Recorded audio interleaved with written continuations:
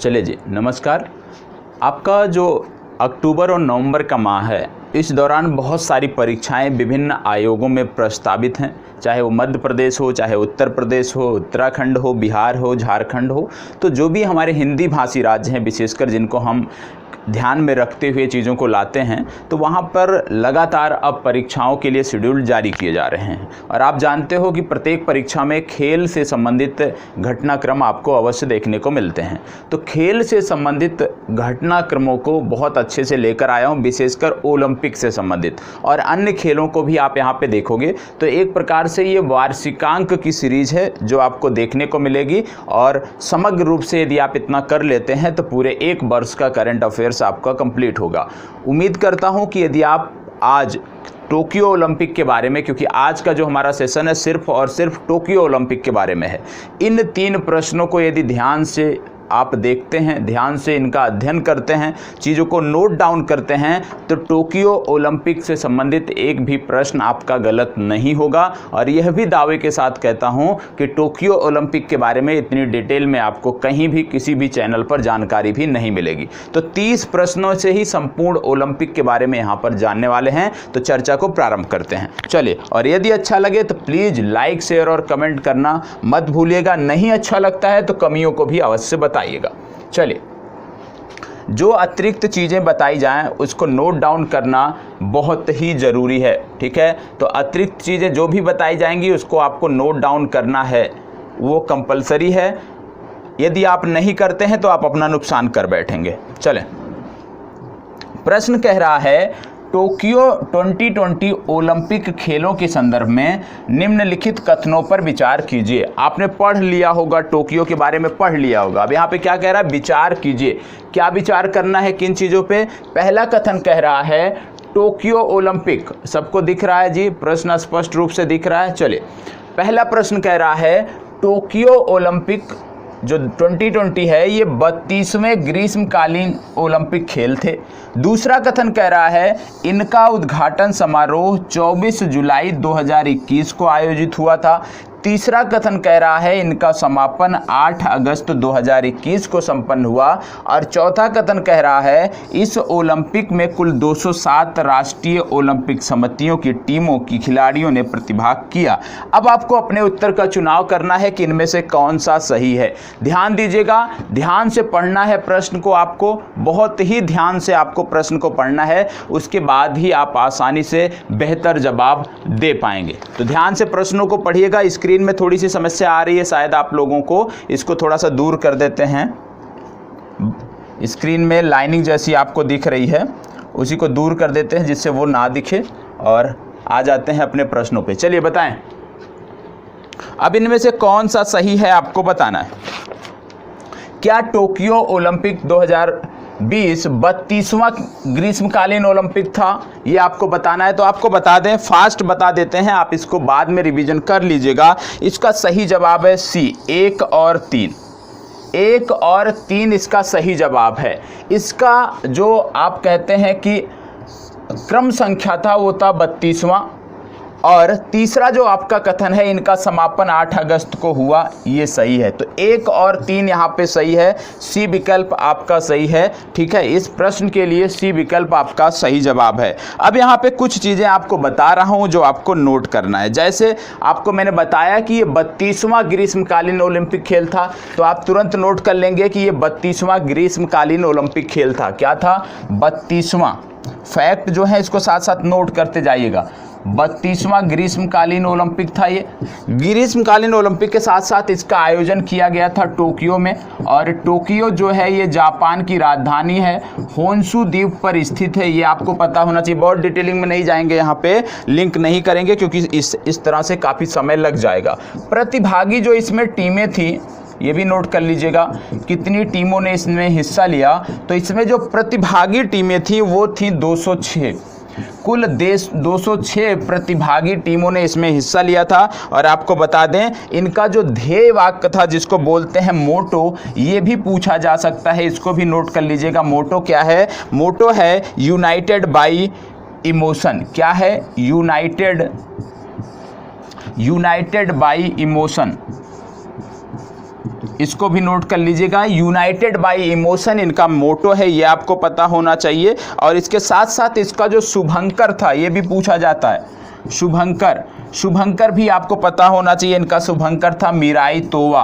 कई बार मैंने बताया है, लेकिन आज ओलंपिक की बात हो रही है तो कुछ भी छूटने ना पाए। इनका शुभंकर था मीराई तोवा, ये आपको पता होना चाहिए। और आपको बता दें कि इस बार का जो ओलंपिक था इसको वर्ष 2020 में होना था, लेकिन 2020 में कोविड के चलते नहीं हो पाया, ये आपको पता होना चाहिए। और आपको बता दें पहली बार, नोट कर लीजिएगा ये भी, कि पहली बार इतिहास में किसी ओलंपिक को टाला गया है। पहली बार इतिहास में किसी ओलंपिक को टाला गया है। इससे पहले कभी भी ओलंपिक को टाला नहीं गया है। इससे पहले रद्द हुए हैं। प्रथम विश्व युद्ध के दौरान, द्वितीय विश्व युद्ध के दौरान ओलंपिक रद्द हुए हैं, लेकिन उनको कभी भी स्थगित नहीं किया गया है। रद्द कब कब हुए हैं वो भी नोट कर लीजिएगा। रद्द हुए हैं 1916 में, रद्द हुए हैं 1940 में और रद्द हुए हैं 1944 में।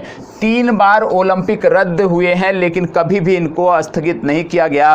पहली बार ओलंपिक के इतिहास में आपको बता दें कि ओलंपिक को स्थगित किया गया है, ये आपको पता होना चाहिए। और इसके साथ साथ आप एक फैक्ट और नोट कर लीजिएगा टोक्यो के बारे में, कि टोक्यो जो है एशिया का पहला शहर है, एशिया का पहला शहर है जिसने 2 बार ओलंपिक का आयोजन किया है। टोक्यो एशिया का पहला शहर है जहां पर 2 बार ओलंपिक का आयोजन हुआ है, ये भी आपको नोट कर लेना है। ठीक है, ठीक है, एशिया का पहला शहर है जहां पर 2 बार ओलंपिक का आयोजन हुआ है। इसके साथ साथ यदि आपसे पूछ लिया जाए कि किस देश ने ओलंपिक में भाग नहीं लिया, तो आपको याद रखना है उत्तर कोरिया।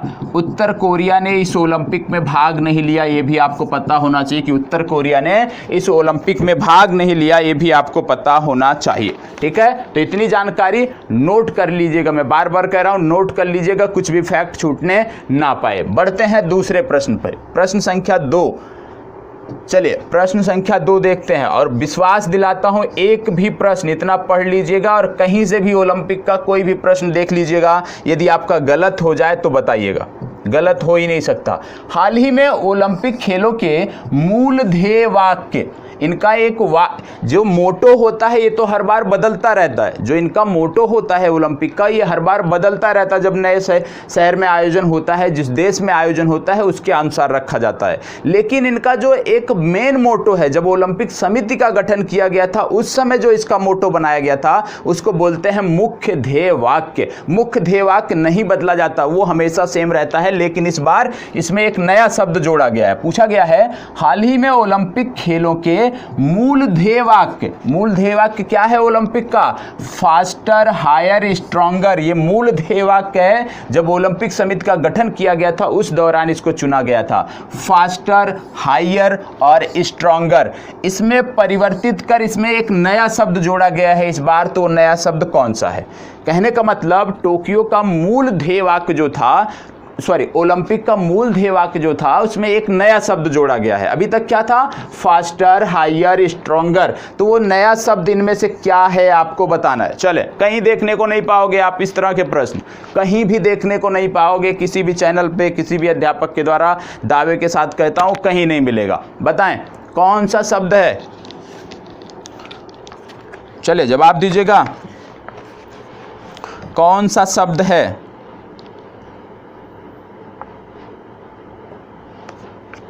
आपको बता दें इसका सही जवाब है टुगेदर। इस बार टुगेदर को जोड़ा गया। तो याद रखिएगा टोक्यो ओलंपिक में जो मूल ओलंपिक का जो मूल ध्येय वाक्य था वो था फास्टर, हायर एंड स्ट्रॉन्गर, और उसमें टुगेदर शब्द जोड़ा गया। और आपको बता दें ये जो ध्येय वाक्य है इनका, ये 1984 में रखा गया था। 1984 में इस ध्येय वाक्य को बनाया गया था, ये आपको पता होना। 1884 में ये बनाया गया था, ये आपको पता होना चाहिए। इतना नहीं पूछा जाएगा। 1800 ये है 1894। 1894 में इसको बनाया गया था, और जिसके द्वारा इसको बनाया गया था उनका नाम आप नोट कर सकते हैं। ये दिया था डी, इनका नाम आप नोट कर लीजिएगा, डी कुबर्तिन। डी कुबर्तिन नामक एक व्यक्ति थे जिन्होंने इस आदर्श वाक्य को दिया था, ये आपको पता होना चाहिए, ठीक है। और सबसे पहले इसका प्रयोग वर्ष 1924 के पेरिस ओलंपिक में किया गया था। कहाँ पे किया गया था? सबसे पहले इसका प्रयोग वर्ष 1924 के पेरिस ओलंपिक में किया गया था, ये भी आपको पता होना चाहिए, ठीक है। तो आदर्श वाक्य क्या है, मूल आदर्श वाक्य क्या है, ये आपको पता होना चाहिए, ठीक है। तो नया शब्द कौन सा जोड़ा गया? नया शब्द इसमें जोड़ा गया है टुगेदर। ये आप नोट कर लीजिएगा कि ओलंपिक का जो मूल ध्येय वाक्य होता है उसमें टुगेदर जोड़ा गया। एक होता है ध्येय वाक्य, मैंने आपको बताया जिस देश में उसका आयोजन होता है उस देश के द्वारा निर्धारित होता है कि उसका आदर्श वाक्य क्या होगा, लेकिन इसका निर्धारण ओलंपिक समिति ने किया था। कब किया था? जब ओलंपिक खेल प्रारंभ हुए थे, ठीक है। चलिए आगे बढ़ते हैं, इसको बताएं। टोक्यो 2020 ओलंपिक खेलों में, देखो यहाँ पे टाइपिंग मिस्टेक है, इग्नोर करना है, ठीक है। यहाँ पे खालो लिखा है, इग्नोर करना है, ठीक है। टोक्यो 2020 ओलंपिक खेलों के संदर्भ में निम्नलिखित कथनों पर विचार कीजिए। कथन क्या है? टोक्यो 20 में कुल 23 खेलों को शामिल किया गया। रियो ओलंपिक 2016 में कुल 30 खेलों को शामिल किया गया था। टोक्यो 2020 में कुल 339 स्पर्धाएं आयोजित की गई थी। अब इनमें से कौन सा सही है आपको बताना है। चलें बताएं, कम से कम ये तो पता होना चाहिए कि टोक्यो ओलंपिक में कुल कितने खेल थे इस बार, और पिछले ओलंपिक में कितने खेल थे, इतनी जानकारी आपको होनी चाहिए। बताएं, जानकारी है तो बताएं, नहीं तो मैं आपको बता रहा हूं। इसका सही जवाब है सी विकल्प, 1 और 3। टोक्यो 2020 ओलंपिक में कुल 33 खेल को शामिल किया गया था, साथ ही साथ कुल 339 स्पर्धाओं का आयोजन किया गया था। तो ये आपको पता होना चाहिए, 343 स्पर्धाएं और कुल 33 खेल। रियो ओलंपिक में कितने खेल थे अभी मैं आपको बताता हूं, इसको नोट कर लीजिएगा, इस फैक्ट को भी हम नोट करिए, ठीक है। सबसे पहली बात आपको बता दें, रियो में जो खेल थे, रियो ओलंपिक में 33 में से 5 घटा दीजिए, जो आ जाए उतने खेल थे। मतलब जो रियो ओलंपिक था उससे 5 खेल ज़्यादा टोक्यो ओलंपिक में रखे गए थे, ये आपको पता होना चाहिए।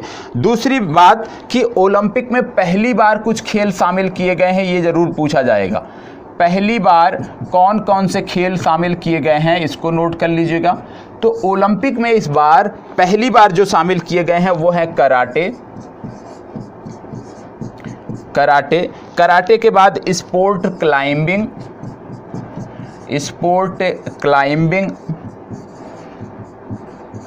ठीक है। कराटे हो गया, स्पोर्ट क्लाइंबिंग हो गया, इसके बाद स्केटबोर्ड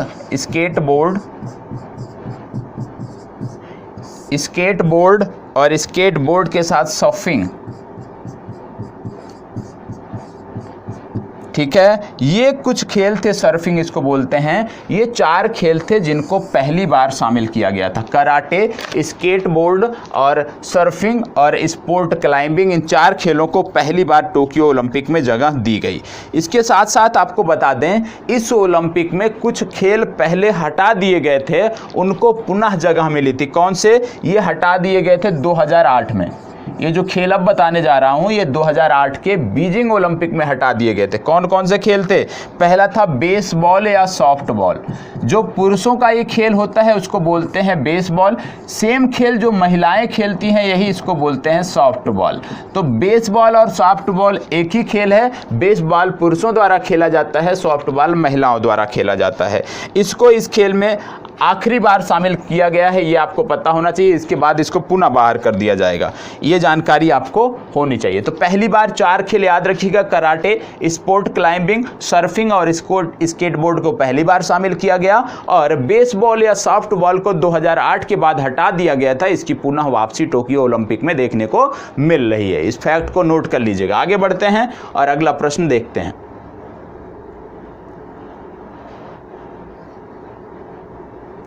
पीडीएफ मैं दिलवा दूंगा, परेशान नहीं होना है। पीडीएफ ये मैं आपको दिलवा दूंगा, इसको बताएं। और प्रयास करिएगा कि यदि आपसे यहाँ पे कुछ छूट जाता है तो रिवाइज करके देख लीजिएगा, लिंक हमेशा आपके पास रहेगी। नहीं भी रहती है तो आज़ाद यूकेपीएससी एकेडमी का चैनल है, आज़ाद यूकेपीएससी उत्तराखंड पीएससी का, वहाँ पर आपको ये वीडियो हमेशा प्रॉपर अपलोड मिलेगी। इसको बताएं। टोक्यो 2020 ओलंपिक खेलों के संदर्भ में निम्नलिखित कथनों पर विचार कीजिए। कथन क्या है? कथन कह रहा है टोक्यो 2020 हेतु सबसे बड़ा एथलीट दल चीन द्वारा भेजा गया था। दूसरा कह रहा है इस ओलंपिक में भारतीय दल में शामिल एथलीटों की कुल संख्या 117 थी। अब आपको तो इतना तो पता होना चाहिए बेसिक कि भाई सबसे ज़्यादा एथलीट किसने भेजे और सबसे ज़्यादा भारत की तरफ से कितने एथलीट शामिल हुए, ये आपको पता होना चाहिए। जल्दी बताएं, ये जानकारी है तो बताएं, नहीं जानकारी है तो मैं आपको बताऊंगा कि इसका जवाब क्या है।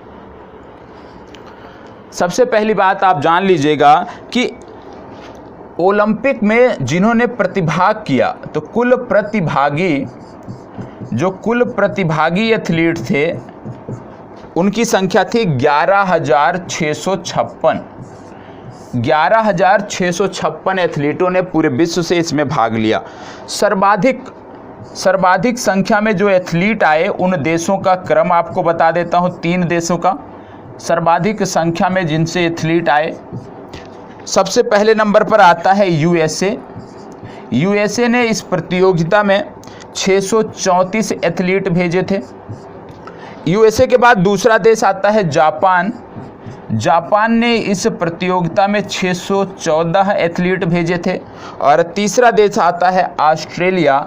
ऑस्ट्रेलिया ने इस प्रतियोगिता में जो एथलीट भेजे थे वो थे 489।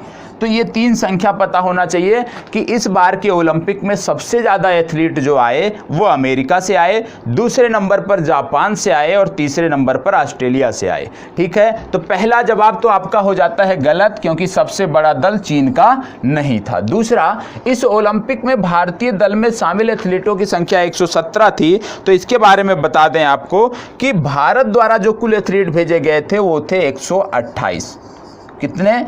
128 एथलीट भारत सरकार ने भेजे थे, ये आपको पता होना चाहिए, जिसमें 57 महिला एथलीट थी और 71 पुरुष एथलीट थे। कितना? 57 महिला एथलीट और 71 पुरुष एथलीट थे, ये आपको पता होना चाहिए भारत की तरफ से। और आपको बता दें भारत के जो प्रतिभागी एथलीट थे 128 तो भेजे गए थे, जिन्होंने प्रतिभाग किया वो थे 121। तो यदि आपसे पूछ लिया जाए कि भारत की तरफ से कितने एथलीटों का दल भेजा गया तो आप जवाब टिक करोगे 128। लेकिन यदि आपसे पूछ लिया गया कि भारत की तरफ से कितने एथलीटों ने ओलंपिक में खेला, ओलंपिक में प्रतिभाग किया, तो आप टिक करोगे 121। अब आपको थोड़ा सा समझ में नहीं आ रहा होगा कि भाई 121 28 क्या है। 121 28 में अंतर यह है, जैसे हॉकी का खेल होता है, हॉकी में अतिरिक्त प्लेयर भेजे जाते हैं, हॉकी में एक्स्ट्रा प्लेयर भेजे जाते हैं, हॉकी में गोल कीपर अलग से भेजा जाता है, एक एक्स्ट्रा गोल कीपर बैकअप के रूप में होता है। तो जो बैकअप के रूप में थे, जिन्होंने खेला नहीं, जिन्होंने प्रतिभाग नहीं किया ओलंपिक में, उनकी जो संख्या है वो है 7, क्योंकि टोटल 128 गए थे। 128 में से 121 ने ओलंपिक में प्रतिभाग किया है। 7 लोग जो थे ये रिजर्व थे, ये भी आपको पता होना चाहिए। तो दोनों याद रखना है आपको। संख्या पूछी जाए तो क्या जवाब देना है और जानकारी इसमें होनी चाहिए। और आपको बता दें अभी तक का ये भारत का सबसे बड़ा दल है। इससे पहले अभी तक कभी भी 128 एथलीट नहीं भेजे गए थे। तो किसी भी ओलंपिक में भारत का सबसे बड़ा ओलंपिक ये आप कह सकते हैं दल है, जो आपको पता होना चाहिए। ठीक है, अब इसमें आपको बता दें कि कहीं कहीं आप देखोगे कि आपको देखने को, यदि आपने पूर्व में समाचार पत्र पढ़ा होगा, ये भी देख लीजिएगा, आपको यहीं पे बता देता हूं, नहीं तो बाद में आप कमेंट करके पूछो। तो प्रारंभ में ओलंपिक के पहले यदि आपने समाचार पत्र पढ़ा होगा, चलो यदि प्रारंभ में कोई आपने समाचार पत्र पढ़ा होगा तो वहां पे लिखा रहा होगा कि कुल भारत की तरफ से 127 एथलीट भेजे जाएंगे।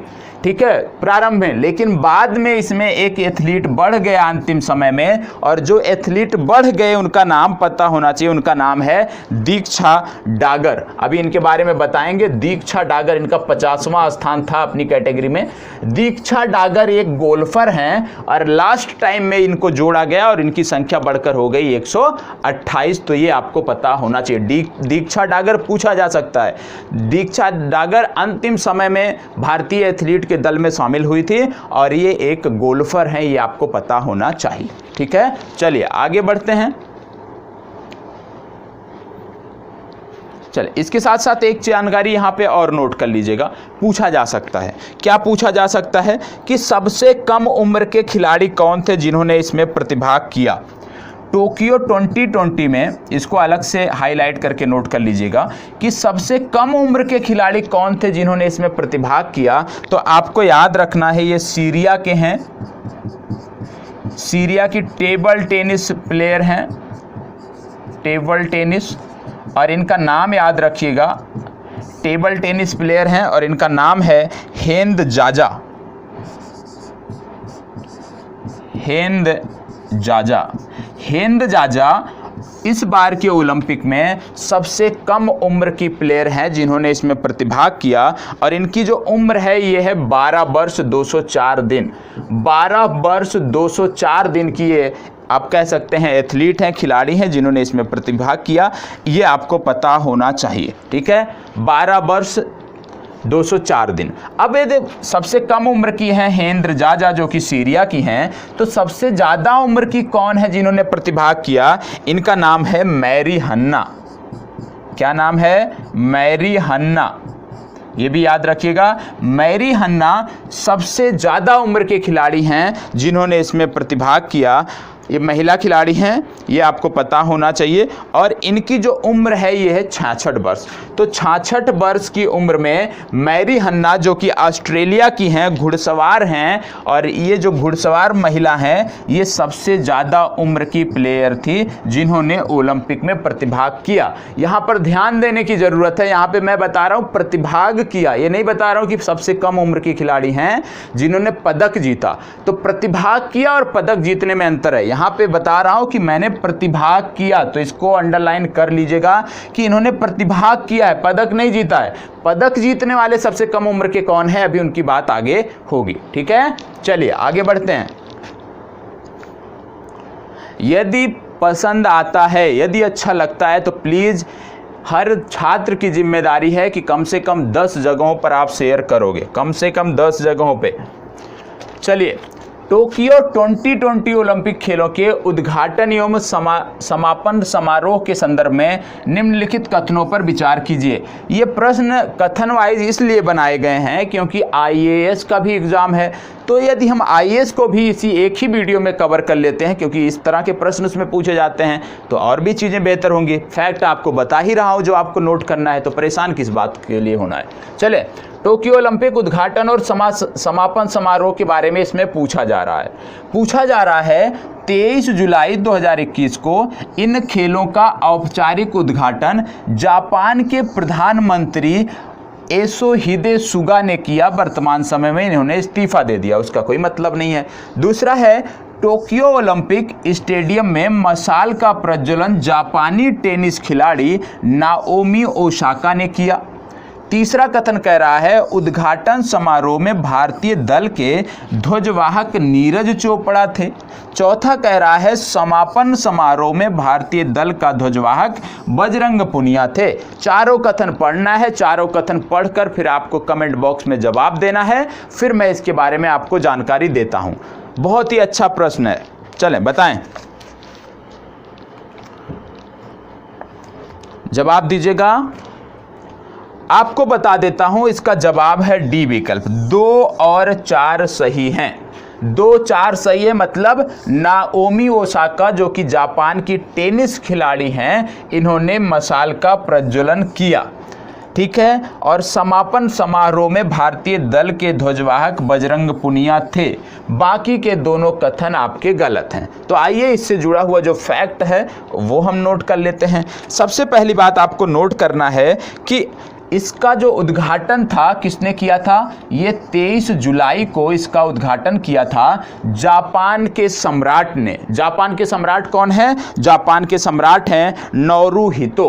तो जापान के सम्राट नारुहितो द्वारा इसका किया गया था, ये आपको पता होना चाहिए, ठीक है। प्रधानमंत्री ने नहीं किया, बल्कि जापान के सम्राट ने इसका उद्घाटन किया। मशाल के बारे में आपने देख लिया कि मशाल को प्रज्वलित किया नाओमी ओसाका ने। इसके बाद आपको बता दें कि इस समारोह में जो परेड होता है, तो परेड में पहले स्थान पे जो देश था वो था ग्रीस।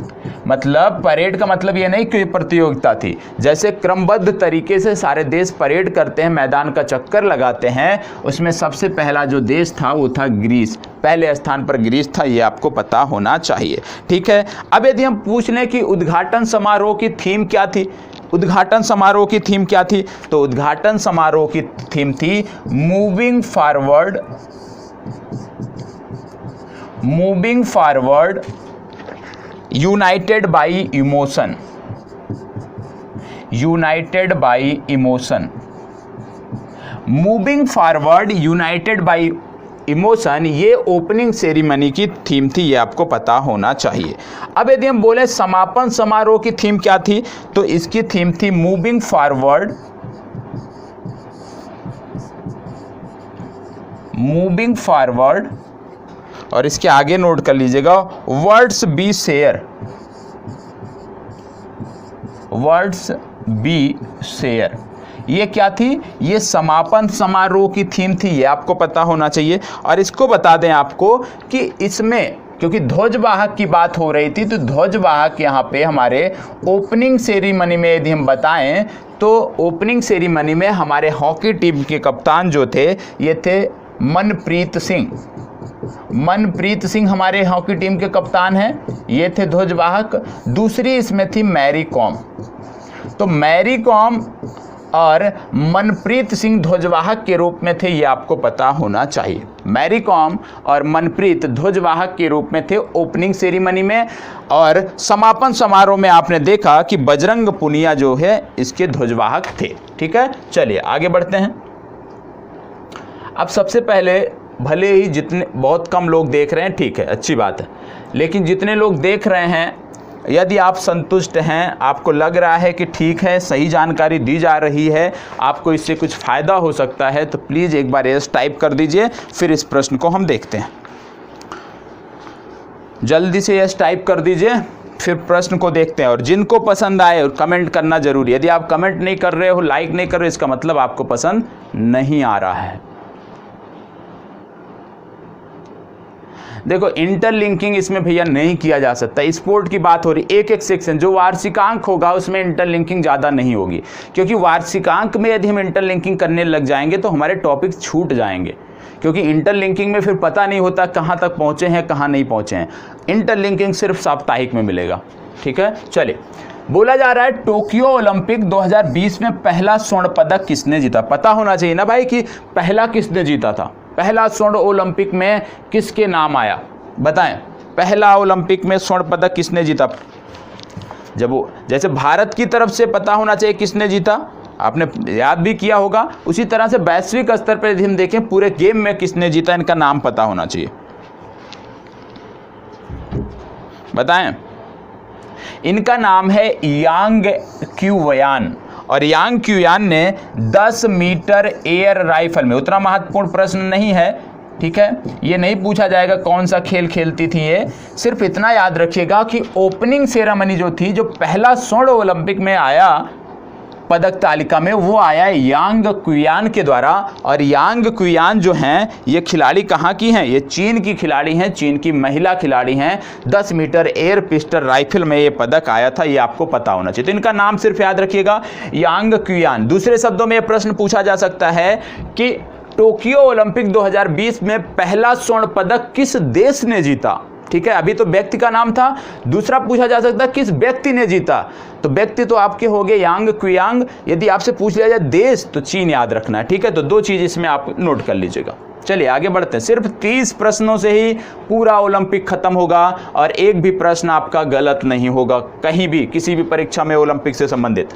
चलें इसको बताएं, किस भारतीय खिलाड़ी ने टोक्यो ओलंपिक 2020 में भारत की तरफ से पहला स्वर्ण पदक जीता। चलिए अच्छा प्रश्न है। अभी आपने देखा वैश्विक संदर्भों में किसने देखा, पूछ लिया गया है भारत की तरफ से किसने जीता। चलिए इसका जवाब तो सबको दे देना चाहिए, जब तक सब जवाब नहीं देंगे इसका कि भारत की तरफ से पहला स्वर्ण पदक किसने, पहला पदक किसने जीता, तब तक आगे नहीं बढ़ना है। पहला पदक याद रखिएगा, पदक पूछा जा रहा है, स्वर्ण पदक नहीं पूछा जा रहा है, रजत नहीं पूछा जा रहा है। बताएं, फास्ट जवाब दीजिए। देखो भारत की तरफ से जो पहला पदक जीता था वो जीता था मीराबाई चानू ने। ठीक है, भारत का खाता खोला था मीराबाई चानू ने। अब अगर मीराबाई चानू ने खाता खोला था तो सबसे पहले कि ये भारोत्तोलन की खिलाड़ी हैं। सर यहीं क्लास में कर लीजिए, पीडीएफ के चक्कर में मत रहिए, पीडीएफ में ये अतिरिक्त जानकारियां नहीं होंगी, ठीक है। भारोत्तोलन के खिलाड़ी हैं। दूसरी बात आपको बता दें कि भारोत्तोलन के खिलाड़ी तो हैं, इनका गांव पूछा जा सकता है कि किस राज्य से ये संबंधित हैं, तो ये संबंधित हैं आपकी मणिपुर से। कहां से संबंधित है? मणिपुर से। तो इनके संदर्भ में 2 प्रश्न आ सकता है। पहला कि किस खेल से जुड़ी हैं? भारोत्तोलन से जुड़ी हैं। किस राज्य से आती हैं ये? तो मणिपुर राज्य से आती हैं। और आपको बता दें कि इससे पूर्व, मीराबाई चानू से पूर्व आपको बता दें कि कर्णम मल्लेश्वरी एक नाम हुआ करता था, जिन्होंने सिडनी ओलंपिक 2000 में कांस्य पदक जीता था, ठीक है। क्या नाम था? कर्णम मल्लेश्वरी जिनका नाम था, उन्होंने कांस्य पदक जीता था और वह ओलंपिक में पदक जीतने वाली पहली महिला बनी थी। तो याद रखना है, ओलंपिक में भारोत्तोलन के संबंध में पहला पदक किसने जीता था? पहला पदक जीता था कर्णम मल्लेश्वरी ने, ये आपको पता होना चाहिए। और कर्णम मल्लेश्वरी ने जो जीता था वो जीता था सिडनी ओलंपिक में, इतनी जानकारी आपको होनी चाहिए, ठीक है। मतलब भारोत्तोलन से 2 खिलाड़ी का नाम याद रखना है, पहला मीराबाई चानू, दूसरा कर्णम मल्लेश्वरी का नाम याद रखना है, क्योंकि पहला पदक भारोत्तोलन में कांस्य पदक आया था 2000 में।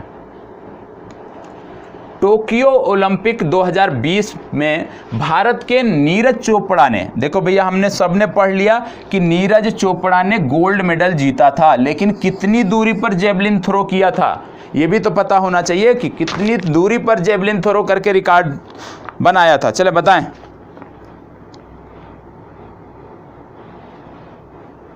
जवाब दीजिए।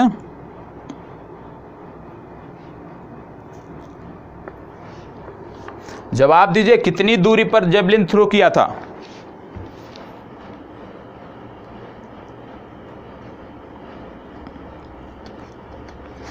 चलें,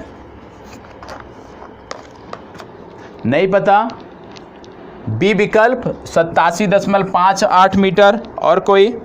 सही है, बी विकल्प आपका सही उत्तर है। अब थोड़ा सा ओलंपिक के बारे में कुछ और फैक्ट बता देता हूं, इसको नोट कर लीजिएगा आप। सबसे पहली बात, भारत ने जो कुल पदक जीते हैं, भारत ने जो कुल पदक जीते हैं वो जीते हैं 7। यहाँ पे नॉर्मल ओलंपिक की बात हो रही है। 7 पदक जीतने हैं, जिनमें से 1 आपका है गोल्ड, 2 आपके हैं सिल्वर और 4 आपके हैं ब्रॉन्ज। ये आपको पता होना चाहिए, ठीक है। अब इनके नाम पता होना चाहिए खिलाड़ियों की। जैसे आपने देखा नीरज चोपड़ा, नीरज चोपड़ा, इनका खेल पता होना चाहिए, जेवलिन, इन्होंने जीता गोल्ड, ठीक है। अब सिल्वर किसने जीता? तो सिल्वर जीता था मीराबाई चानू। मीराबाई चानू भारोत्तोलन से जुड़ी हैं, इनका गेम जरूर याद रखिएगा, भारोत्तोलन से जुड़ी हैं। दूसरा नाम जो जिन्होंने सिल्वर जीता उनका नाम आपको आता है रवि कुमार दहिया, रवि कुमार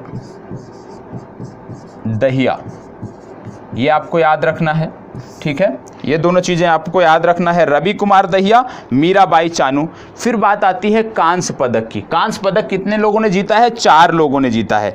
पहला जीता है पीवी सिंधु ने, पीवी सिंधु।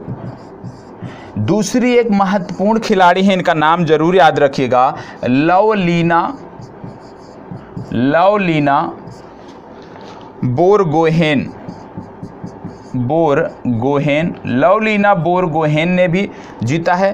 किस खिलाड़ी, एक किस चीज़ की खिलाड़ी है? मुक्केबाज हैं, ये आपको पता होना चाहिए। पीवी सिंधु बैडमिंटन हो गई। इसके बाद आता है पुरुष हॉकी टीम, पुरुष हॉकी टीम ने हमारी कांस्य पदक जीता।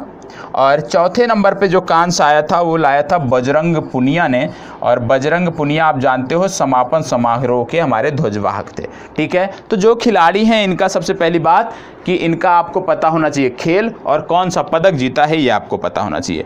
पदक तालिका में यदि हम बात करें तो भारत का स्थान 48वां है, ये भी आपको पता होना चाहिए। भारत का स्थान पदक तालिका में 48वां है। भारत 48वां देश है जो कि ओलंपिक में सबसे ज़्यादा आप कह सकते हैं 48वें स्थान पर पदक जीतने में आपका आता है, ठीक है। यदि हम बात करें कि अभी तक अभी तक, जैसे 7 इस बार हमने जीता, तो अभी तक ओलंपिक के इतिहास में भारत ने कुल कितने पदक जीते हैं ये भी आपको पता होना चाहिए, पूछा जा सकता है। तो आपको बता दें, अभी तक के 1900 से लेकर, भारत 1900 से प्रतिभाग कर रहा है ओलंपिक में, तो 1900 से लेकर टोक्यो ओलंपिक तक जो कुल पदक हमने जीते हैं वो हैं 35।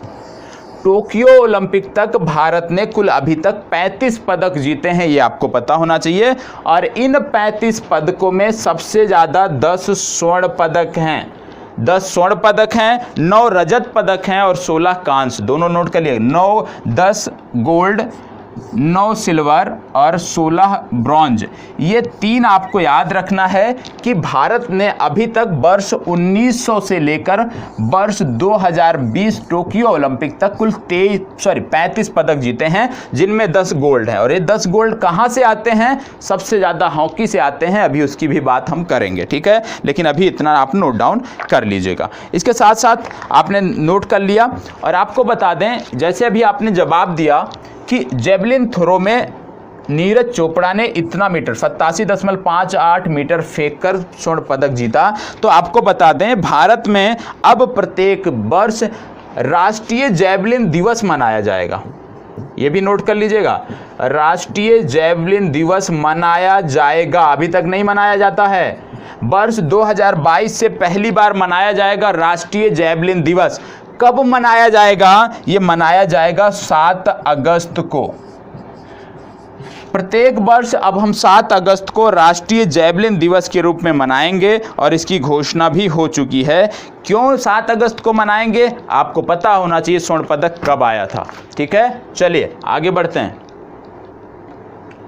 अगला प्रश्न, टोक्यो 2020 ओलंपिक में भारत एथलीट नीरज चोपड़ा ने स्वर्ण पदक जीता, ठीक है, स्वर्ण पदक जीता। निम्नलिखित कथनों पर विचार कीजिए। यह ओलंपिक खेलों में किसी भी भारतीय द्वारा व्यक्तिगत स्पर्धा में जीता गया कुल तीसरा स्वर्ण पदक है।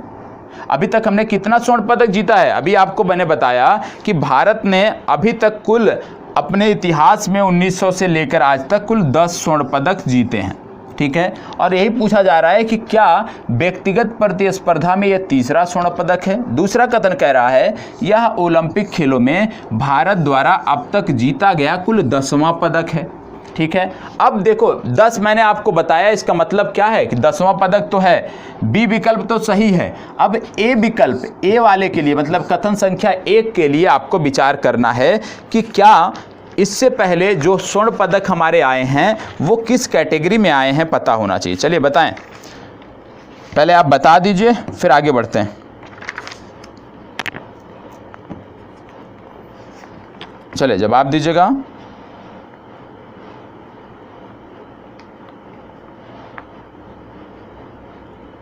जवाब दीजिए। देखो, व्यक्तिगत प्रतिस्पर्धा जो होती है, व्यक्तिगत खेल, जैसे हॉकी को हम व्यक्तिगत नहीं बोल सकते क्योंकि यहाँ पे टीम खेलती है। जो हमारा युग्म वाला प्लेयर, जैसे टेनिस होता है, युग्म में जोड़ी में खेलते हैं, उसको हम व्यक्तिगत नहीं बोल सकते। जो सिंगल खेलते हैं, एकल जो खेलते हैं, उसको व्यक्तिगत बोलते हैं। और व्यक्तिगत में जो अभी तक हमारे पदक आए हैं, विशेषकर उसकी बात हम कर लेते हैं। व्यक्तिगत जो हमारे पदक आए हैं, पहला आया था अभिनव बिंद्रा, आपको याद रखना है, अभिनव बिंद्रा क्या थे अब इसमें बताने की ज़रूरत नहीं है, तो पहला नाम आपको याद रखना है अभिनव बिंद्रा। और अभिनव बिंद्रा ने 2008 के बीजिंग ओलंपिक में 2008 के बीजिंग ओलंपिक में पदक जीता था। कौन सा पदक था यदि हम बात करें तो ये था स्वर्ण पदक, ठीक है। स्वर्ण पदक इन्होंने जीता था कब? 2008 बीजिंग ओलंपिक में, ठीक है। दूसरे जो खिलाड़ी हैं जिन्होंने ओलंपिक में व्यक्तिगत प्रतिस्पर्धा में पदक जीता है, उनका नाम है नीरज चोपड़ा। नीरज चोपड़ा, और नीरज चोपड़ा ने 2020 में जीता है। तो आपको क्या याद रखना है कि व्यक्तिगत प्रतिस्पर्धा में जो हमारे पास स्वर्ण आए हैं ये दूसरा नहीं है, तीसरा नहीं है बल्कि दूसरा है। अभी तक व्यक्तिगत प्रतिस्पर्धा में सिर्फ भारत के पास 2 स्वर्ण पदक हैं, जिसमें से एक अभिनव बिंद्रा ने दिलाया है, एक नीरज चोपड़ा ने दिलाया है। ये आपको पता होना चाहिए, ठीक है। 2 ही लोग ऐसे हैं, 2 ही खिलाड़ी ऐसे हैं जिन्होंने व्यक्तिगत ओलंपिक में स्वर्ण पदक जीता है। ये दोनों नाम आपको पता होना चाहिए, ठीक है। अब बात आती है कि ओलंपिक खेलों में टीम प्रतिस्पर्धा, क्योंकि 8 स्वर्ण और कहां से आया, आज तक भारत के पास 10 हैं तो 8 और कहां से आए, इसके लिए आपको नोट करना है कि 1928 में, 1932 में, 1936 में, 1948 में, क्योंकि बीच में आप जानते हो 40 और 44 का रद्द हुआ था, ठीक है, 1952 में, 1956 में और 1964 में और 1980 में। कुल 8 बार ये जो स्वर्ण पदक मिले हैं और ये लगातार मिले हैं। यदि आप देखो 28 में मिले, 32 में मिले, 36 में मिले, 40 और 44 रद्द हो गया था। मैंने आपको बताया कि ओलंपिक में पहली बार 2020 में ओलंपिक प्रतिस्पर्धा को टाला गया है। इससे पहले रद्द कर दिया जाता था। कब कब रद्द हुआ है? प्रथम विश्व युद्ध के दौरान और द्वितीय विश्व युद्ध के दौरान भी रद्द हुआ है, जो 40 और 44 का गैप आप देख रहे हो। मतलब अभी तक जो हमने 10 स्वर्ण जीते हैं, 10 स्वर्ण अभी तक जीते हैं 1900 से लेकर आज तक, इसमें से सिर्फ 2 स्वर्ण जो हैं व्यक्तिगत हैं, एक अभिनव बिंद्रा, एक नीरज चोपड़ा। बाकी के 8 स्वर्ण जो हैं वो सिर्फ और सिर्फ हमारी हॉकी टीम ने दिलाई है। ये आपको पता होना चाहिए। तो हॉकी टीम ने अभी तक 8 स्वर्ण पदक जीते हैं, ये आपको पता होना चाहिए, ठीक है। तो भारतीय खेल जो हमारा प्रमुख खेल है, आप कह सकते राष्ट्रीय खेल, उसका भी एक स्वर्णिम समय था जब लगातार हम ओलंपिक में गोल्ड मेडल जीतते आ रहे थे, ठीक है। तो ये आपको पता होना चाहिए, ठीक है। हाँ, 3 बार रद्द हुआ है। मैंने बताया कि एक बार प्रथम विश्व युद्ध के दौरान, क्योंकि प्रथम विश्व युद्ध की चर्चा जो वर्ष है वो इसमें नहीं था, इसलिए मैंने उसको नहीं बताया। अभी पूर्व में तो बताया है भैया। चलें आगे बढ़ते हैं। इसके साथ साथ आपको बता दें नीरज चोपड़ा के बारे में कुछ। नीरज चोपड़ा क्योंकि आर्मी से जुड़े हुए हैं, आर्मी से जुड़े हुए हैं, राजपूताना राइफल से जुड़े हुए हैं, और इनका जो नाम है एक उपनाम दिया गया है संस्था द्वारा, जिसका नाम है गोल्डन बॉय। तो गोल्डन बॉय इनका उपनाम हो गया है, ये भी आपको पता होना चाहिए। राजपूताना राइफल से जुड़े हैं, सूबेदार पद पर हैं, हरियाणा के निवासी हैं, पानीपत के, ठीक है। इतनी जानकारी आपको होनी चाहिए। चलिए आगे बढ़ते हैं और अगला प्रश्न देखते हैं। चले और एक चीज़ ये भी याद रखिएगा इनके संबंध में कि ओलंपिक की व्यक्तिगत प्रतिस्पर्धा में सबसे कम उम्र में गोल्ड जीतने वाले भारत के खिलाड़ी हैं, ये भी आपको पता होना चाहिए, ठीक है। इनके नाम एक और रिकॉर्ड जुड़ा है, सबसे कम उम्र में जीता है, दूसरा अपने पहले ही ओलंपिक में गोल्ड जीता है। ये भी फैक्ट नीरज चोपड़ा के बारे में पता होना चाहिए। चलिए आगे बढ़ते हैं। भारतीय बैडमिंटन खिलाड़ी पीवी सिंधु ने टोक्यो 2020 ओलंपिक में कांस्य पदक जीता। उन्होंने कांस्य पदक के लिए हुए महिला एकल बैडमिंटन मुकाबले में किसको पराजित किया? किसको पराजित कर इन्होंने कांस्य पदक जीता, आपको बताना। यदि हमारे करंट अफेयर से जुड़े हैं तो मैंने आपको डिटेल में बताया था। क्या बताया था? कि जो गोल्ड है वो जीता है चीन की खिलाड़ी ने, और जो सिल्वर है वो जीता है ताइवान की खिलाड़ी ने। यदि आपको याद हो तो अच्छी बात है, नहीं याद है तो निश्चित रूप से दुर्भाग्यपूर्ण है, ठीक है। तो बताएं, यहाँ पे बोला गया है पीवी सिंधु ने किसको हराकर कांस्य पदक जीता, ये आपको बताना है। किसको हराकर कांस्य पदक जीता?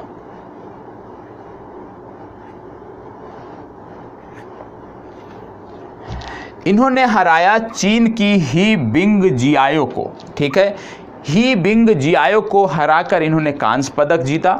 चीनी ताइपे जो है, चीनी ताइपे मतलब ताइवान की खिलाड़ी हैं, ताई जू इंग, इन्होंने सिल्वर पदक जीता। और जो चेन यूफेई हैं इन्होंने गोल्ड मेडल जीता। ये आपको पता होना चाहिए, ठीक है। इतनी जानकारी आपको पता होना चाहिए। और आपको एक जानकारी और होना चाहिए, पीवी सिंधु के नाम एक और रिकॉर्ड जुड़ता है। आप जानते होंगे कि पीवी सिंधु जो है व्यक्तिगत स्पर्धा में लगातार 2 ओलंपिक में पदक जीतने वाली भारत की दूसरी महिला हैं। व्यक्तिगत प्रतिस्पर्धा में लगातार क्रमागत 2 ओलंपिक में पदक जीतने वाली भारत की यदि हम कहें तो पहली महिला हैं, यदि ओवरऑल कैटेगरी में कहें तो दूसरी व्यक्ति हैं या आप दूसरे स्थान पर ये आती हैं। पहले कौन जीता था? तो पहले जो जीते थे वो हैं सुशील कुमार। सुशील कुमार ने 2008 और 2012 ओलंपिक में जीते थे। तो महिलाओं की कैटेगरी में पहली महिला है जिन्होंने 2 व्यक्तिगत ओलंपिक में पदक जीता है, 2 क्रमागत ओलंपिक में पदक जीता है। यदि ओवरऑल बात की जाए कि भारतीयों में, तो भारतीयों में इनका स्थान दूसरा आता है, पहले स्थान पे सुशील कुमार। ठीक है, चलिए आगे बढ़ते हैं। टोक्यो 2020 ओलंपिक में भारतीय पहलवान रवि कुमार दहिया ने 57 किलोग्राम वर्ग में रजत पदक जीता। उन्होंने फाइनल में किस देश के पहलवान को हराया? बताएं। रवि दहिया ने रजत पदक जीता, अभी आपने देखा है। तो बोला जा रहा है किस देश के पहलवान को हराया, ये आपको बताना है।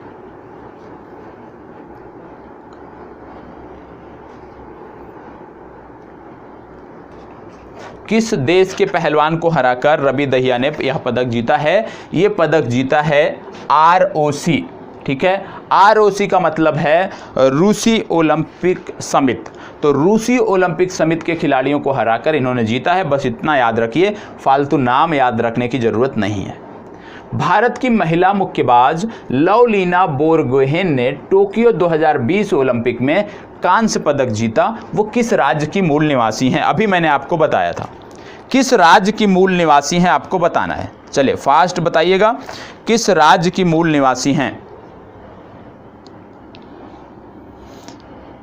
ये मूल निवासी हैं किस राज्य की? ये मूल निवासी हैं असम राज्य की। गोलाघाट जिला आता है असम राज्य में, जहाँ की ये निवासी हैं। और आपको बता दें इनका जो खेल है, मैंने अभी आपको बताया कि इनका जो खेल है वो है मुक्केबाजी। तो क्या भारत ने मुक्केबाजी में इससे पहले पदक पाए हैं ओलंपिक में? क्या भारत ने ओलंपिक में इससे पहले मुक्केबाजी में पदक पाए हैं? जी हाँ, भारत ने पूर्व में ओलंपिक में पदक पाए हैं। किसने दिलाया था? एक तो दिलाया है मैरी कॉम ने ओलंपिक में पदक प्राप्त किया है पूर्व में। और विजेंद्र कुमार एक मुक्केबाज हुआ करते थे जिन्होंने अब WW जो आप बोलते हैं रेसलिंग को ज्वाइन कर लिया है। ठीक है, तो इन्होंने खेल को छोड़ दिया है। तो 2 नाम आपको याद रखने हैं, विजेंद्र कुमार, मैरी कॉम, और तीसरी खिलाड़ी बनी है लवलीना बोरगोहेन जिन्होंने मुक्केबाजी में पदक ओलंपिक में जीता है। तो अभी तक ओलंपिक में भारत के 3 खिलाड़ियों ने पदक जीता है, लवलीना बोरगोहेन, मैरी कॉम और विजेंद्र कुमार। इसको बताएं। टोक्यो 2020 ओलंपिक में भारत की पुरुष हॉकी टीम ने कांस्य पदक जीता और किस देश को हराया ये आपको बताना है। मतलब हमने किस देश को हराकर कांस्य पदक जीता है, बताएं। किसको हराकर हमने कांस्य पदक जीता है? महत्वपूर्ण प्रश्न है। किसको हराकर हमने कांस्य पदक जीता है, बताएं। किस देश को हमने हराया था तब हमें कांस्य पदक मिला है? बी विकल्प ऑस्ट्रेलिया, गलत। हमने जर्मनी को हराकर कांस्य पदक जीता है। कहाँ खोए हैं आप भैया? हमने जर्मनी को हराकर कांस्य पदक जीता है, आपको पता होना चाहिए। और कुछ फैक्ट और बता देता हूं, नोट कर लीजिएगा। एक तो पूछा जा सकता है कि भारत की ओर से सबसे ज्यादा गोल किसने किए पूरी प्रतियोगिता में? तो इनका नाम है हरमनप्रीत सिंह।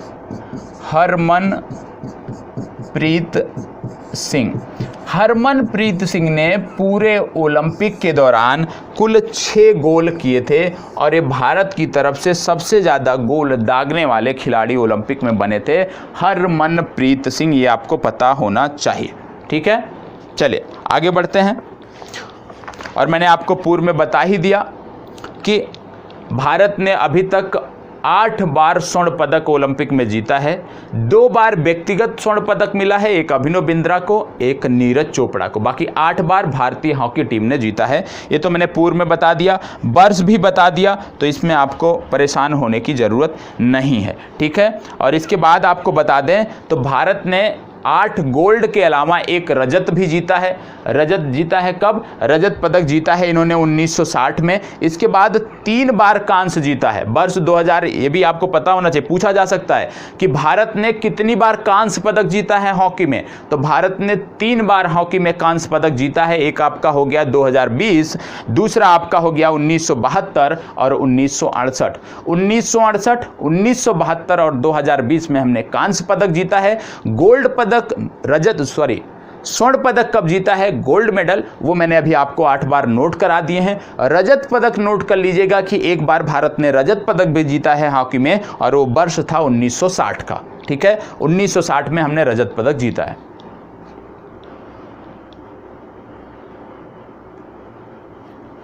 भैया आपस में प्लीज बात ना करें, प्लीज बात ना करें। जो भी बात है अभी लास्ट में, क्यों आप दूसरे को डिस्टर्ब कर रहे हैं? जो भी बात है अभी लास्ट में कर लेते हैं। अभी कितने प्रश्न हुए? आपने थंबनेल में देखा, लिखा है 30 प्रश्न। अभी हम पहुंचे कहां पे हैं भैया? 13 प्रश्न पर पहुंचे हैं। 30 हो जाने दीजिए, आपकी सारी बातें सुनी जाएंगी। ठीक है, और आपस में एकदम बात नहीं करना है। चलिए आगे बढ़ते हैं। टोक्यो 2020 ओलंपिक में भारत की महिला हॉकी टीम ने बेहतरीन प्रदर्शन करते हुए चौथा स्थान प्राप्त किया। हॉकी को कब शामिल किया गया था ओलंपिक में, ये आपको बताना। महिला हॉकी को ओलंपिक में कब शामिल किया गया था, ये आपको बताना है। चलें बताएं, महिला हॉकी को ओलंपिक में कब शामिल किया गया, ये आपको बताना है। चलें, महिला हॉकी को ओलंपिक में कब शामिल किया गया, नोट कर लीजिएगा। महिला हॉकी को ओलंपिक में वर्ष 1980 में शामिल किया गया था। वर्ष 1980 के मॉस्को ओलंपिक में महिला हॉकी को शामिल किया गया था, ये आपको पता होना चाहिए। दूसरी बात आपको पता होना चाहिए कि इस बार की जो पदक विजेता है हॉकी टीम में स्वर्ण पदक, वो जीता है नीदरलैंड ने, और नीदरलैंड ने चौथी बार स्वर्ण पदक पर कब्जा किया है महिला हॉकी में, ये आपको पता होना चाहिए। ठीक है, चलिए इसके साथ साथ यदि हम बोलें कि सबसे ज़्यादा गोल किसने किए भारत की तरफ से, तो भारत की तरफ से सबसे ज़्यादा गोल किया था गुरजीत कौर। याद रखिएगा, गुरजीत कौर ने सबसे ज़्यादा गोल किए, 4 गोल किए। और इन्हीं के साथ एक और महिला खिलाड़ी हैं जो संयुक्त स्थान पे आती हैं, जिनका नाम है वंदना कटारिया। तो वंदना कटारिया और गुरजीत कौर, इन्होंने सबसे ज़्यादा गोल किए भारत की तरफ से हॉकी में। 4 गोल, 4 गोल इन्होंने किए हैं। इनका भी नाम आप याद रखिएगा। ठीक है, चलिए आगे बढ़ते हैं। ये प्रश्न आपके लिए महत्वपूर्ण है और मुझे उम्मीद है कि कहीं ना कहीं किसी परीक्षा में आपको देखने को मिल जाएगा। महत्वपूर्ण प्रश्न है, कहीं ना कहीं किसी परीक्षा में देखने को अवश्य मिलेगा। टोक्यो 2020 ओलंपिक में महिला गोल्फ स्पर्धा में भारतीय गोल्फर, भारतीय है, टाइपिंग मिस्टेक है, इग्नोर करिए, अदिति अशोक, नाम याद रखिएगा, अदिति अशोक ने शानदार प्रदर्शन किया, परंतु वे पदक से दूर रहीं या चूक गई। इस स्पर्धा का स्वर्ण पदक किसने जीता? मतलब गोल्फ में स्वर्ण पदक किसने जीता, आपको बताना है। ये नाम आपके लिए बहुत ही महत्वपूर्ण है। अदिति अशोक गोल्फर है, बहुत ही महत्वपूर्ण है, बताएं। इसमें स्वर्ण पदक जीता था नेर्ली कोरडा ने, ये यूएसए की हैं, इन्होंने गोल्ड मेडल जीता। अब आपको अदिति अशोक के बारे में कुछ जानकारी बता देते हैं, वो आप नोट कर लीजिएगा। सबसे पहली बात, अदिति अशोक इस बार की प्रतियोगिता में चौथे स्थान पर रही, 4th पोजीशन रही, और आज तक के ओलंपिक के इतिहास में किसी भी भारतीय गोल्फर का यह सर्वश्रेष्ठ प्रदर्शन है। किसी भी भारतीय गोल्फर का आज तक के इतिहास में यह सर्वश्रेष्ठ प्रदर्शन है। इस बार के ओलंपिक में ये चौथे स्थान पर रही अदिति अशोक। यदि हम बात करें 2016 ओलंपिक में, तो अदिति अशोक जो थी वो 2016 के ओलंपिक में 41वें स्थान पे थी। तो बहुत ही बेहतरीन प्रदर्शन कहा जाएगा कि 41वें स्थान से चौथे स्थान तक का जो इनका सफर रहा बहुत ही शानदार रहा। तो इनको याद रखना है, अदिति अशोक 2016 में 41वें स्थान पे थी, 2020 में चौथे स्थान पे। और उम्मीद की जा सकती है कि आगे यदि इसी प्रकार से इनका प्रदर्शन बना रहता है तो आने वाले ओलंपिक में हमें इनसे पदक की उम्मीद की जा सकती है। अभी मैंने एक नाम आपको और बताया था शुरुआत में, दीक्षा डागर। दीक्षा डागर मैंने आपको नाम बताया था, क्यों बताया था? हमने बताया था कि भारतीय दल में लास्ट समय में इनको जोड़ा गया, और दीक्षा डागर जो थी ये भी मैंने आपको बताया कि ये गोल्फर थी और ये 50वें स्थान पे इस प्रतियोगिता में थी। तो ये भी आपको पता होना चाहिए। तो 2 गोल्फर याद रखने हैं, एक है दीक्षा डागर और दूसरा याद रखना है अदिति अशोक। अदिति अशोक बेंगलुरु की हैं, कर्नाटक राज्य की निवासी हैं, 23 वर्ष की खिलाड़ी हैं, ये आपको पता होना चाहिए। ठीक है, चलें। बहुत सारे लोगों को शायद समझ में ना आ रहा हो पढ़ाने का तरीका और सारी चीज़ें। अच्छी बात है, तो आप क्या करिए, आप कोई पुस्तक खरीद लीजिएगा, उस पुस्तक से ही आपका बेहतर हो पाएगा। क्योंकि आपको अगर रटने की आदत पड़ी है, रटने की आपकी प्रवृत्ति है, तो उसके लिए बहुत सारी पुस्तकें बाज़ार में हैं जहाँ पे चैप्टर वाइज आपको पदकों के बारे में दे दिया जाएगा, वो आप कर लीजिएगा। ठीक है, ये आप कर लीजिएगा। ठीक है, जो लोग जिनको अच्छा नहीं लग रहा है, उनको लग रहा है समय व्यर्थ हो रहा है, बहुत सारी मार्केट में पुस्तकें हैं, खरीद लीजिएगा। 2 पेज में पूरा ओलंपिक बता देंगे और निश्चित रूप से उससे आपको सफलता भी मिलेगी। ठीक है, तो ज़रूरी नहीं है कि आप साथ जुड़ें। यदि आपको लगता है कि यहाँ से कुछ आउटपुट आपको नहीं निकल रहा है, तो आपको समय व्यर्थ नहीं करना चाहिए। ठीक है, जहाँ से आपको लगे आउटपुट नहीं निकल रहा है, तो निश्चित रूप से समय व्यर्थ नहीं करना चाहिए। चलें इसको बताएं। यहाँ पे क्या है कि भारतीय दल में शामिल कुछ खिलाड़ियों के नाम दिए हुए हैं और उनके संबंधित खेल दिए हुए हैं। ठीक है, तो आपको बताना है कि इनमें से कौन सा नाम किस खेल से जुड़ा है। इसमें 2 नाम मैंने आपको पूर्व में बताए हैं। कब बताए थे? जब भारतीय दल जा रहा था तब हमने बताया था। और यदि आप करंट अफेयर्स नियमित बने हैं हमारे साथ, तो निश्चित रूप से आपको इसकी जानकारी होगी। अब यहाँ पे नाम है भवानी देवी, नेत्रा कुमानन, अविनाश साबले या फवाद मिर्जा। 4 नाम आपको देखने को मिल रहा है। अब इनमें से 4 खेल भी हैं, पाल नौकायन, तलवारबाजी, घुड़सवारी या स्लीपर चेज। इसको बोलते हैं स्टीपल चेज, ये गलत लिखा है, इसको बोलते हैं स्टीपल चेज है ये। तो आपको बताना है 4 खिलाड़ी। निश्चित रूप से इसमें से एक नाम आपने सुना होगा। चले एक एक करके देख लेते हैं, नहीं पता है कोई बात नहीं। सबसे पहले हम देखने वाले हैं भवानी देवी के बारे में। भवानी देवी किस खेल से जुड़ी हैं, ये हम समझने का प्रयास करते हैं। भवानी देवी, पहली बात तो ये तमिलनाडु की हैं, चेन्नई की रहने वाली हैं, तमिलनाडु राज्य से संबंधित हैं। दूसरा फैक्ट है कि ये तलवारबाजी प्रतियोगिता में गई थी। ठीक है, तलवारबाजी प्रतियोगिता में भाग लेने के लिए भारत से गई थी, भारत की तरफ से गई थी। और तलवार प्रतियोगिता में भाग लेने वाली ये भारत की पहली खिलाड़ी हैं, इसलिए इनका नाम आपको याद रखना है। भवानी देवी भारत की पहली खिलाड़ी हैं जिन्होंने तलवारबाजी प्रतियोगिता में भाग लिया और ये चेन्नई से संबंधित है, तमिलनाडु से संबंधित है। दूसरा नाम आता है नेत्रा कुमानन। नेत्रा कुमानन की अब हम बात कर लेते हैं, तो इसमें आप नोट कर लीजिएगा, नेत्रा कुमानन भी तमिलनाडु की हैं, चेन्नई की हैं, तमिलनाडु से संबंधित हैं। और नेत्रा कुमानन जो हैं ये ओलंपिक पाल नौकायन से जुड़ी हैं। किससे जुड़ी हैं? ओलंपिक पाल नौकायन से जुड़ी हैं, ये भी आपको पता होना चाहिए। चेन्नई की खिलाड़ी हैं, ओलंपिक पाल नौकायन से जुड़ी हैं और इस प्रतियोगिता में प्रतिभाग करने वाली ये भारत की पहली खिलाड़ी हैं, ये भी याद रखिएगा। तो भवानी देवी भी पहली खिलाड़ी हैं तलवारबाजी में जाने वाली, और नेत्रा कुमानन भी ओलंपिक में भाग लेने वाली, ओलंपिक पाल नौकायन में भाग लेने वाली भारत की पहली खिलाड़ी हैं। इसके बाद आता है अविनाश, यहाँ पे जो तीसरा नाम है अविनाश साबले। कहीं कहीं आपको देखने को मिलेगा इनका पूरा नाम अविनाश मुकुंद सावले। तो अविनाश मुकुंद सावले या अविनाश सावले ये जुड़े हैं महाराष्ट्र से। कहाँ से हैं? ये है महाराष्ट्र से।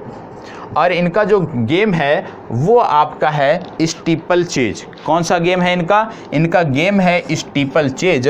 और इनके बारे में भी आप नोट कर लीजिएगा कि इन्होंने टोक्यो 2020 में 3000 मीटर स्टीपल चेज दौड़ में क्वालिफाइंग राउंड में इन्होंने रिकॉर्ड बनाया। ठीक है, और ये 7वें स्थान पर रहे थे। ठीक है, तो इसमें सिर्फ इनका राज्य याद रखिएगा और किस खेल से है स्टीपल चेज। पहली बार शायद कुछ नाम आप सुन रहे हो तो उसको भी नोट कर लीजिएगा। इसके बाद बात आता है फवाद मिर्जा। फवाद मिर्जा जो हैं ये जुड़े हैं घुड़सवारी से। तो फवाद मिर्जा क्या हैं? एक घुड़सवार हैं और फवाद मिर्जा ने भी इसमें भाग लिया, ये आपको पता होना चाहिए।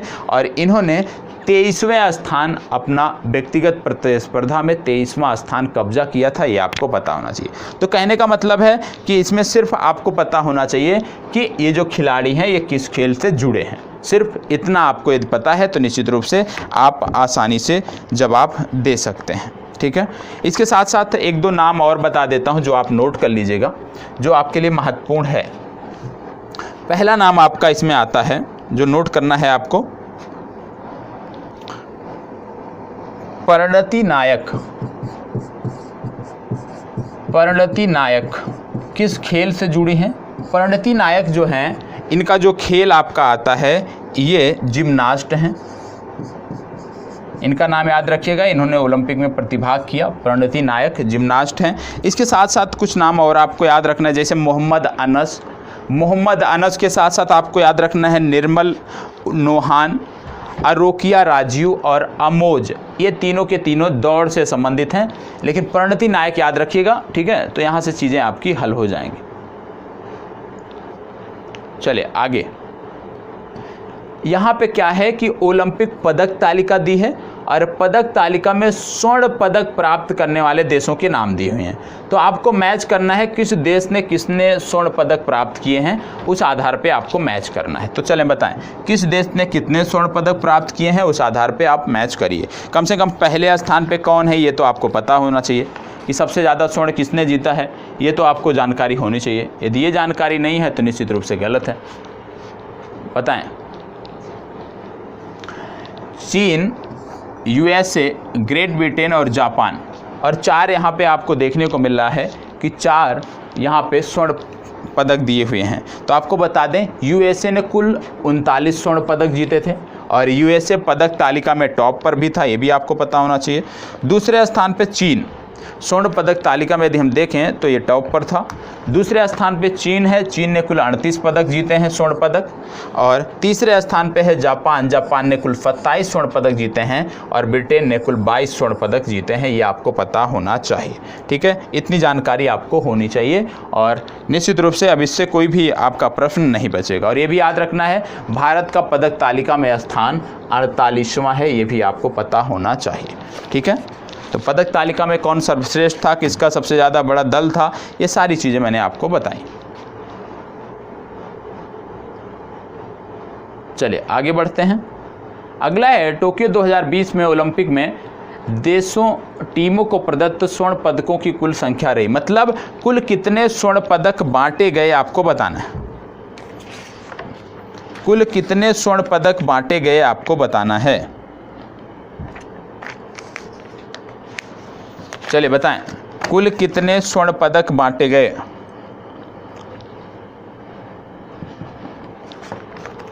कुल कितने स्वर्ण पदक बांटे गए आपको बताना है।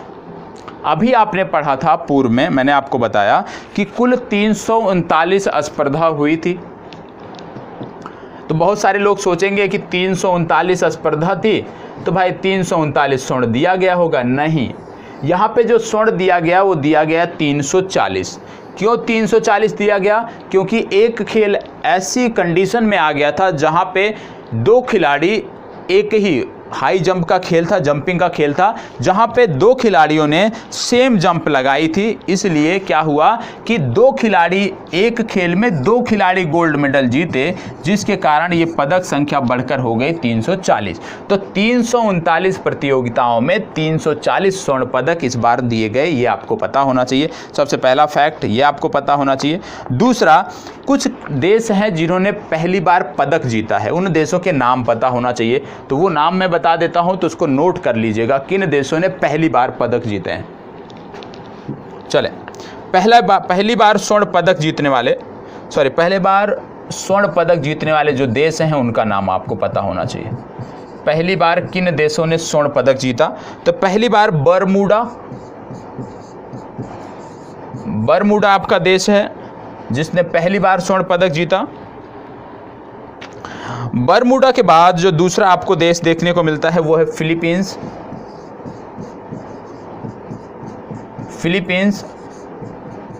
फिलीपींस ने स्वर्ण पदक जीता। और तीसरा आपको देखना है कतर। तो 3 देश ऐसे थे जिन्होंने पहली बार स्वर्ण पदक जीता है। इन तीनों देशों का नाम आप नोट कर लीजिए। 3 देशों ने पहली बार स्वर्ण पदक जीता है, तीनों का नाम पता होना चाहिए, ठीक है।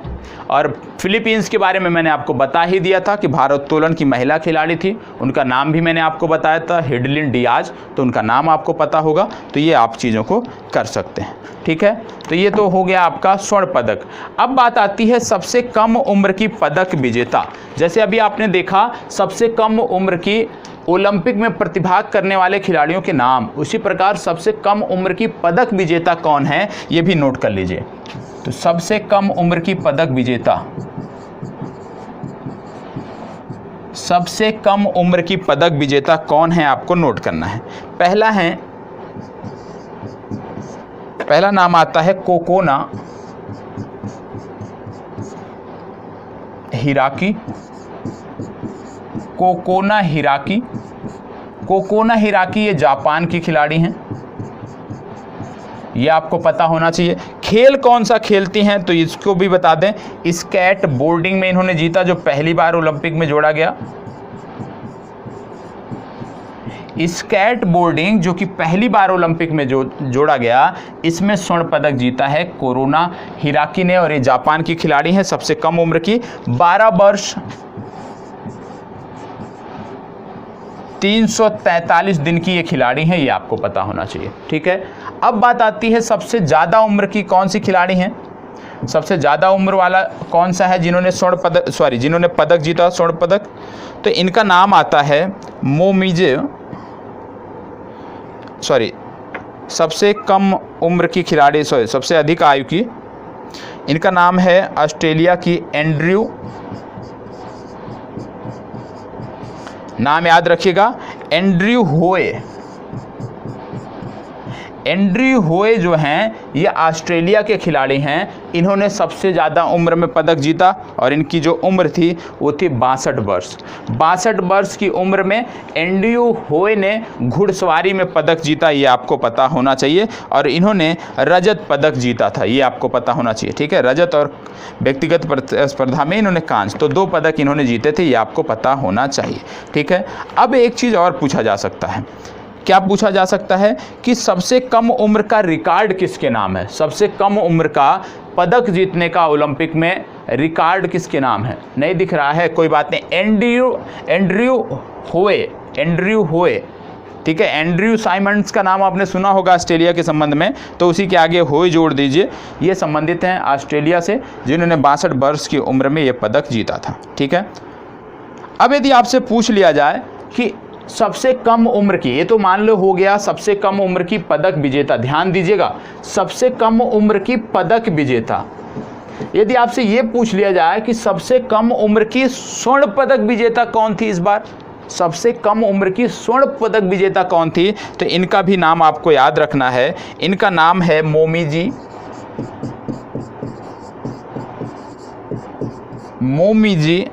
निशिया। और मोमिजी निशिया जो हैं ये भी जापान की खिलाड़ी हैं, और जापान की ये स्केट बोर्डिंग की खिलाड़ी हैं, ये भी आपको पता होना चाहिए। तो कहने का मतलब है सबसे कम उम्र में स्वर्ण और सबसे कम उम्र में जो पदक गया है वो एक ही खेल में गया है, जो पहली बार जोड़ा गया है, जिसका नाम है स्केट बोर्डिंग। ठीक है, तो स्केट बोर्डिंग में सबसे कम उम्र की खिलाड़ी हैं जिन्होंने पदक जीता, कोरोना हिराकी, लेकिन गोल्ड पदक सबसे कम उम्र में किसने जीता, उनका नाम है मोमिजी निशिया।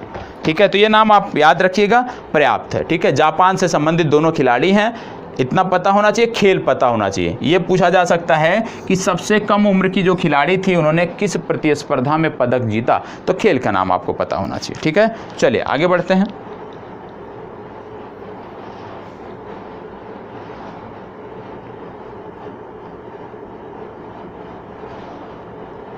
कुल 30 प्रश्न देखने हैं। टोक्यो 2020 ओलंपिक में टेनिस स्पर्धाओं में, ध्यान दीजिएगा, टेनिस स्पर्धाओं की बात हो रही है, बताएं।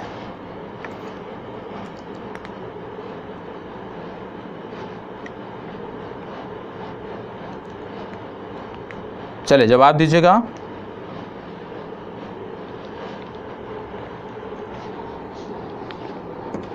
जवाब दीजिए। बोला जा रहा है टेनिस स्पर्धाओं में पुरुष एकल का स्वर्ण पदक किसने जीता, पूछा जा सकता है, और इसका ज़्यादातर लोग जवाब सही कर ले जाते हैं।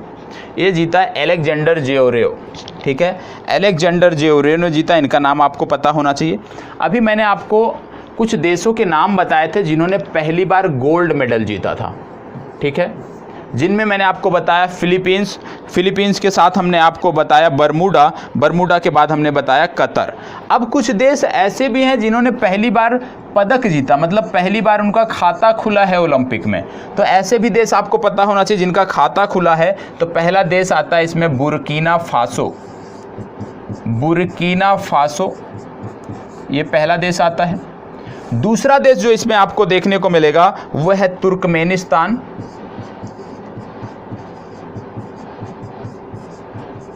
तुर्कमेनिस्तान। तुर्कमेनिस्तान के बाद इसमें जो देश आता है वो है सैन मारियो।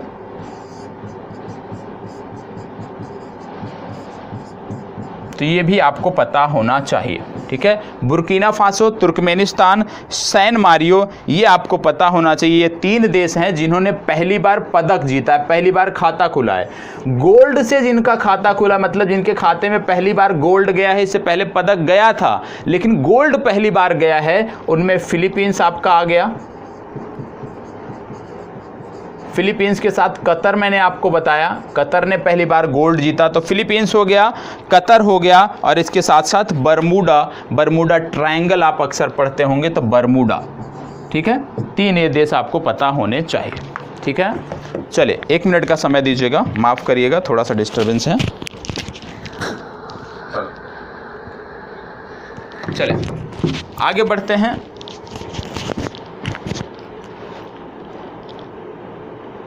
अगला प्रश्न क्या है, ध्यान से देखते हैं। 10 प्रश्न और बचे हैं।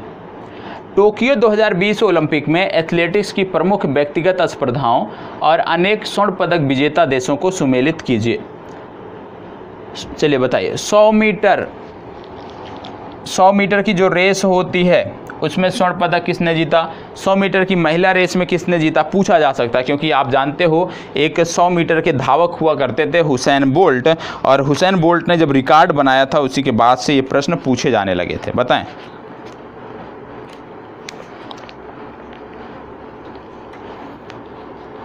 देखो 100 मीटर, आप नाम मत याद रखिए, कोई दिक्कत नहीं। 100 मीटर की जो पुरुषों की रेस थी इसको जीता था इटली ने। 100 मीटर पुरुषों की रेस इटली। 100 मीटर महिला की रेस इसको जीता था जमैका ने। पुरुषों की 200 मीटर की जो रेस थी इसको जीता था कनाडा ने, और महिला की 400 मीटर की जो रेस थी उसको जीता था बहामास ने, ठीक है। अब इसमें 1-2 नाम आपके लिए महत्वपूर्ण है जो आपको पता होना चाहिए, जैसे 200 मीटर वाले जो हैं आंड्रे डी ग्रासी, ये कनाडा के हैं। फिलहाल रहने दीजिए, नाम उतना महत्वपूर्ण नहीं है, सिर्फ इतना पता होना चाहिए किस देश ने जीता, ठीक है। क्योंकि इस तरह से यदि हम देखेंगे तो बहुत सारी चीज़ें हैं लेकिन उनमें आपको नहीं जाना है। इसको बताएं। टोक्यो 2020 ओलंपिक में महिलाओं की, यहाँ पे टाइपिंग में मिस्टेक है, ठीक है, यहाँ पे है तिहरी कूद जिसको बोलते हैं ट्रिपल जंप, स्पर्धा में नया विश्व रिकॉर्ड किस देश के एथलीट ने बनाया? बताएं, किस देश के एथलीट ने नया विश्व रिकॉर्ड बनाया है ट्रिपल जंप में, आपको बताना है। चलिए बताएं, किसने बनाया है? और ये नाम मैंने अक्सर आपको बताया भी होगा, क्योंकि मुझे याद आ रहा है कि ये नाम मैंने आपको कई बार बताया है। बताएं। इनका नाम है यूलीमार रोजास। यूलीमार रोजास, और यूलीमार रोजास जो हैं ये खिलाड़ी कहाँ की हैं? ये खिलाड़ी हैं वेनेजुएला की, और उन्होंने यह रिकॉर्ड बनाया है। इतनी जानकारी आपको होनी चाहिए, ठीक है। चलिए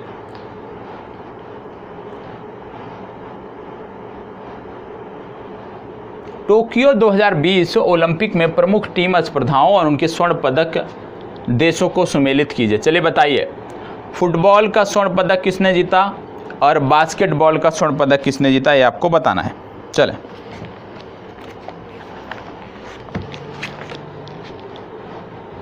चलिए बताइएगा। जी बोलिए सर, थोड़ा सा क्लास में हूँ, बात करें। चलिए बताएं। देखो यहाँ पे आप नोट कर लीजिएगा क्योंकि फुटबॉल के बारे में पूछा जाता है अक्सर। तो पुरुष फुटबॉल जो था, पुरुष फुटबॉल जीता था ब्राज़ील ने, गोल्ड मेडल। महिला फुटबॉल का जो गोल्ड मेडल था उसको जीता था कनाडा ने। पुरुष बास्केटबॉल का जो पदक था ये गया है यूएसए के खाते में, और बेसबॉल का जो पदक है ये गया है जापान के खाते में। तो 4 देश आपको याद रखने हैं कि फुटबॉल का जो आपका गोल्ड मेडल गया वो ब्राज़ील के खाते में, महिला फुटबॉल का गया कनाडा के खाते में, पुरुष बास्केटबॉल यूएसए के बारे में, और बेसबॉल गया जापान के खाते में, ठीक है। चले आगे बढ़ते हैं। इसको बताएं। टोक्यो 2020 ओलंपिक में प्रमुख टीम स्पर्धाओं और उनके स्वर्ण पदक विजेताओं को सुमेलित कीजिए। चले अब यहाँ पे बास्केटबॉल मैंने आपको बताया कि जो सॉफ्ट बॉल है उसी को बोलते हैं हैंडबॉल, सॉफ्ट बॉल एक ही चीज़ हो गई है। चले बताएं। ज़्यादा प्रश्न नहीं है, 4 से 5 प्रश्न और हैं। फास्ट जवाब दे दीजिए, आपकी सारी चीज़ें क्लियर हो जाएंगी। देखो यहाँ पे बोला गया है महिला बास्केटबॉल, तो महिला बास्केटबॉल यूएसए ने जीता, सॉफ्ट बॉल जीता जापान ने, पुरुष हैंडबॉल का जो खिताब था ये जीता फ्रांस ने, और पुरुष रग्बी का जो खिताब था ये जीता फिजी ने। तो चारों प्रतियोगिता आपको पता होना चाहिए, किसने जीता ये आपको पता होना चाहिए। ठीक है, अब सबसे इम्पोर्टेंट प्रश्न जो है उसकी हम बात कर लेते हैं। ठीक है, ये इतने महत्वपूर्ण नहीं, इनको हम छोड़ देते हैं क्योंकि बहुत सारी अतिरिक्त चीज़ें हो जाएंगी। ये महत्वपूर्ण है, इसको देख लीजिएगा। टोक्यो 2020 ओलंपिक में प्रमुख टीम स्पर्धाओं और उनके स्वर्ण पदक विजेता देशों को सम्मिलित कीजिए, बताएं। अब यहाँ पे जो एक नाम है, इसीलिए मैं इस प्रश्न को रखा हूँ, बॉल का स्वर्ण पदक किसने जीता ये आपको बताना है। चलें,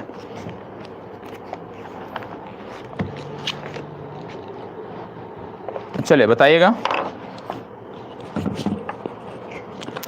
हेलो जी बोलिए सर, थोड़ा सा क्लास में हूँ और बात करें। चलिए बताएं। देखो यहाँ पे आप नोट कर लीजिएगा क्योंकि फुटबॉल के बारे में पूछा जाता है अक्सर। तो पुरुष फुटबॉल जो था, पुरुष फुटबॉल जीता था ब्राजील ने, गोल्ड मेडल। महिला फुटबॉल का जो गोल्ड मेडल था उसको जीता था कनाडा ने। पुरुष बास्केटबॉल का जो पदक था ये गया है यूएसए के खाते में, और बेसबॉल का जो पदक है ये गया है जापान के खाते में। तो 4 देश आपको याद रखने हैं कि फुटबॉल का जो आपका गोल्ड मेडल गया वो ब्राज़ील के खाते में, महिला फुटबॉल का गया कनाडा के खाते में, पुरुष बास्केटबॉल यूएसए के बारे में, और बेसबॉल गया जापान के खाते में। ठीक है, चले आगे बढ़ते हैं, इसको बताएं। टोक्यो 2020 ओलंपिक में प्रमुख टीम स्पर्धाओं और उनके स्वर्ण पदक विजेताओं को सम्मिलित कीजिए। चले, अब यहाँ पे बास्केटबॉल मैंने आपको बताया कि जो सॉफ्ट बॉल है उसी को बोलते हैं हैंडबॉल, सॉफ्ट बॉल एक ही चीज़ हो गई है। चले बताएं। ज़्यादा प्रश्न नहीं है, 4 से 5 प्रश्न और हैं। फास्ट जवाब दे दीजिए, आपकी सारी चीज़ें क्लियर हो जाएंगी। देखो यहाँ पे बोला गया है महिला बास्केटबॉल, तो महिला बास्केटबॉल यूएसए ने जीता, सॉफ्ट बॉल जीता जापान ने, पुरुष हैंडबॉल का जो खिताब था ये जीता फ्रांस ने, और पुरुष रग्बी का जो खिताब था ये जीता फिजी ने। तो चारों प्रतियोगिता आपको पता होना चाहिए, किसने जीता ये आपको पता होना चाहिए। ठीक है, अब सबसे इम्पोर्टेंट प्रश्न जो है उसकी हम बात कर लेते हैं। ठीक है, ये इतने महत्वपूर्ण नहीं, इनको हम छोड़ देते हैं क्योंकि बहुत सारी अतिरिक्त चीज़ें हो जाएंगी। ये महत्वपूर्ण है, इसको देख लीजिएगा। टोक्यो 2020 ओलंपिक में प्रमुख टीम स्पर्धाओं और उनके स्वर्ण पदक विजेता देशों को सम्मिलित कीजिए, बताएं। अब यहाँ पे जो एक नाम है, इसीलिए मैं इस प्रश्न को रखा हूँ, एलियुड किपचोगे के लिए ये प्रश्न रखा है। आब्दी नगी जो हैं ये भी कई बार पूछे जाते हैं। ठीक है, ब्रिगेड कोसोई ये भी पूछे जाते हैं। तो ये काफ़ी महत्वपूर्ण नाम है जो आपको पता होना चाहिए, बताएं। यहाँ पे बोला गया पुरुष मैराथन में स्वर्ण, तो पुरुष मैराथन में जिन्होंने स्वर्ण जीता उनका नाम है एलियुड किपचोगे। ठीक है, पुरुष मैराथन में जिन्होंने रजत जीता उनका नाम है आब्दी नगी। ठीक है, तो पुरुष मैराथन में रजत आब्दी नगी, पुरुष मैराथन में गोल्ड एलियुड किपचोगे, ये आपको पता होना चाहिए। कांस्य किसने जीता पुरुष मैराथन में, तो उनका नाम है वसीर आब्दी। पूछे नहीं जाएंगे, 2 आपको पता होना चाहिए, एलियुड किपचोगे और आब्दी नगी। इसके बाद आती है महिला वर्ग की। महिला वर्ग में जो स्वर्ण पदक जीता वो जीता पेस जेप चिरचिर ने, और महिला मैराथन में रजत जीता ब्रिगेड कोसेगी ने। ये आपको पता होना चाहिए। ठीक है, अगले ग्रीष्मकालीन ओलंपिक खेलों का आयोजन कहाँ किया जाएगा। चलिए आगामी आयोजन के बारे में देख लेते हैं, इसके बाद पैरा ओलंपिक के बारे में देखेंगे और हमारी चर्चा समाप्त हो जाएगी। ठीक है, चलें बताएं।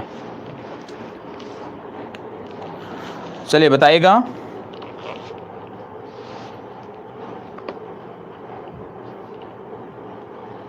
इस प्रश्न को बताएं। इस प्रश्न को बताएं, अगले ग्रीष्मकालीन ओलंपिक खेलों का आयोजन कहाँ किया जाएगा। अगले ग्रीष्मकालीन ओलंपिक खेलों का आयोजन कहाँ किया जाएगा, आपको बताना है।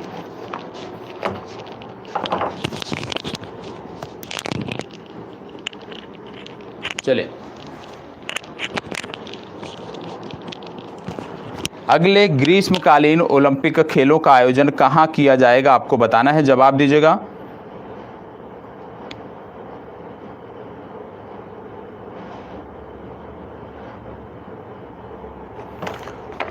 कहाँ किया जाएगा? डी विकल्प। अगले ग्रीष्मकालीन ओलंपिक खेलों की बात हो रही है, तो अगले ग्रीष्मकालीन ओलंपिक खेल 2024 में इनका आयोजन किया जाएगा पेरिस में। कहाँ पे किया जाएगा? पेरिस में। कुछ आयोजन और नोट कर लीजिए, जैसे कि पेरिस में जो आयोजन किया जाएगा उसमें नए खेल भी जोड़े जाएंगे। कौन से नए खेल जोड़े जा रहे हैं? पहला है ब्रेक डांसिंग। ब्रेक डांसिंग जोड़ा जाएगा पेरिस ओलंपिक में। और ब्रेक डांसिंग के साथ साथ इसमें आपको याद रखना है, ब्रेक डांसिंग को ब्रेकिंग भी बोलते हैं, तो आगे के खेल में आप ब्रेक डांसिंग देखने को पाओगे। ब्रेक डांसिंग ओलंपिक का हिस्सा होगा। कौन से हटाए जाएंगे? तो बेसबॉल या सॉफ्टबॉल जो शामिल किया गया था इस बार, इसको पुनः हटा दिया जाएगा।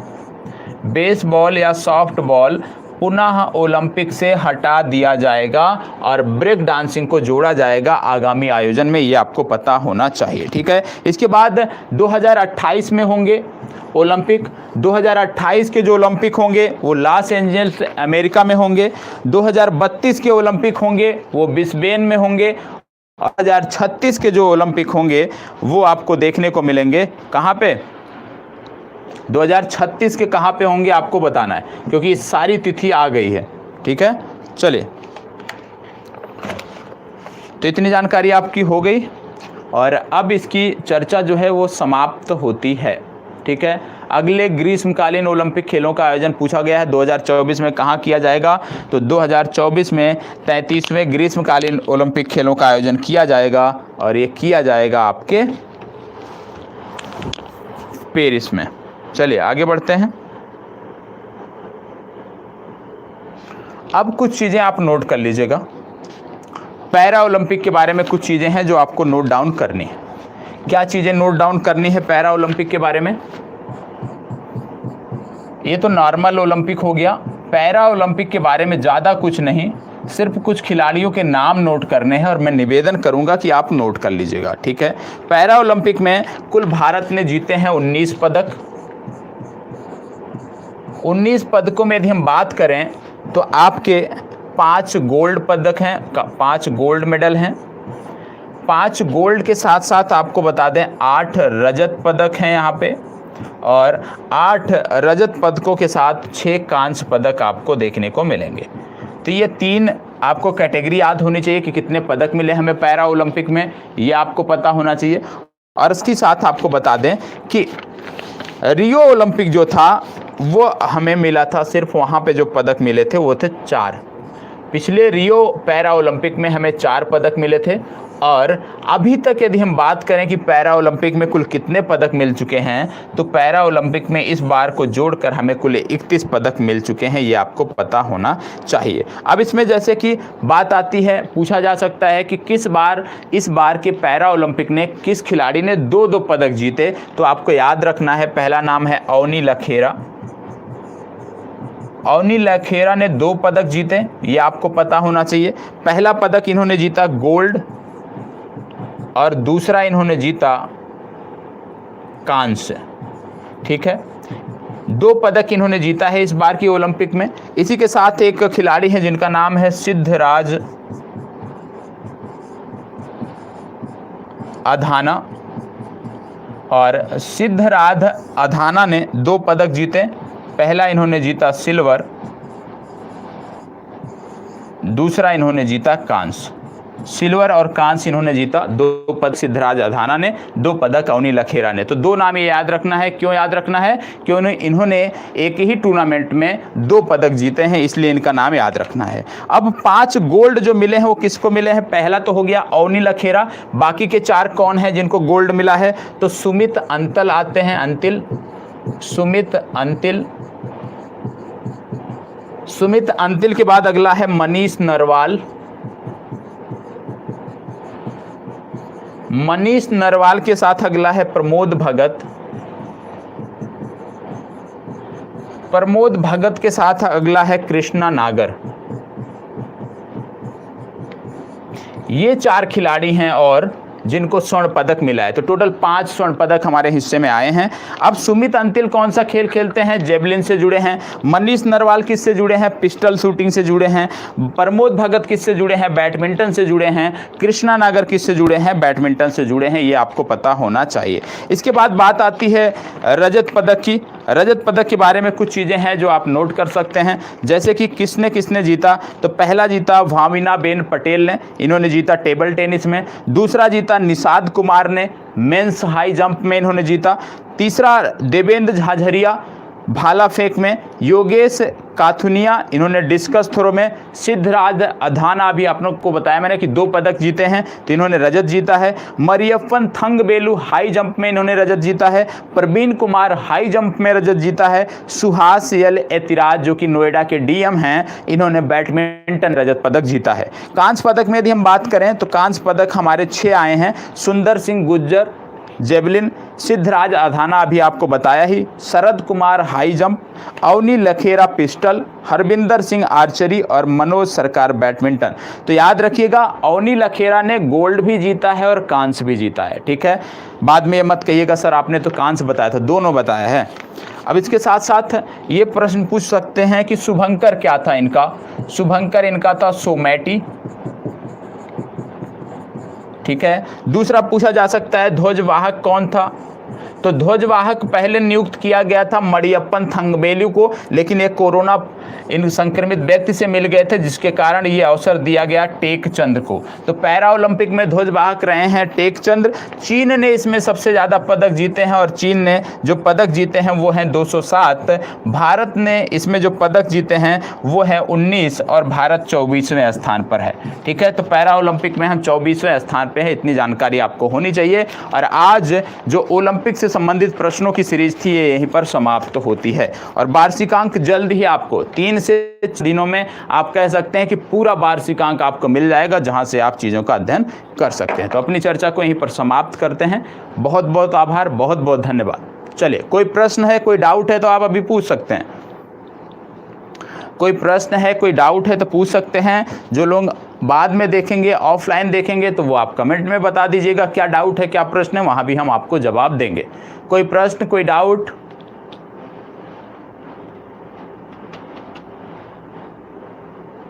चलें। और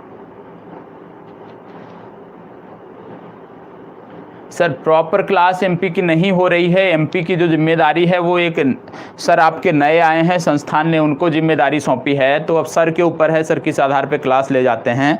ठीक है, तो इसमें मैं आपको कुछ नहीं कह सकता। और कोई?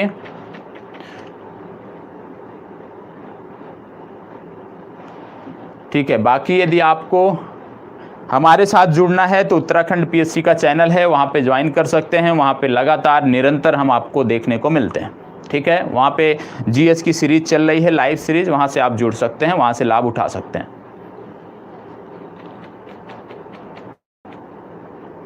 मेंस के लिए किसका मेंस देना है भैया?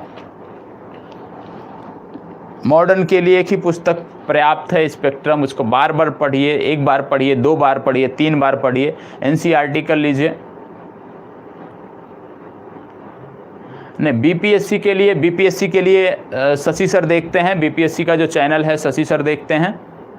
ठीक है, तो शशि सर से आप संपर्क कर लीजिए। शशि सर आपको बेहतर जानकारी दे पाएंगे क्योंकि वो उसी क्षेत्र से जुड़े हुए हैं। ठीक है, और कोई प्रश्न है तो बताएं। चलिए, तो यहीं पर अपनी चर्चा को विराम देते हैं। मेरे से जुड़ना है, करंट अफेयर से जुड़कर पढ़ना है तो आज़ाद यूकेपीएससी का चैनल है, उसको जाकर सब्सक्राइब कर लीजिएगा, नोटिफिकेशन बेल पर भी क्लिक कर दीजिएगा, निश्चित रूप से वहाँ हम आपसे मिलेंगे। चलिए, और वार्षिकांक मैं आपको दूंगा, वार्षिकांक आपको संपूर्ण मिल जाएगा एक साथ, तो आपको परेशान होने की ज़रूरत नहीं है। ठीक है, चलिए, बहुत बहुत आभार, धन्यवाद।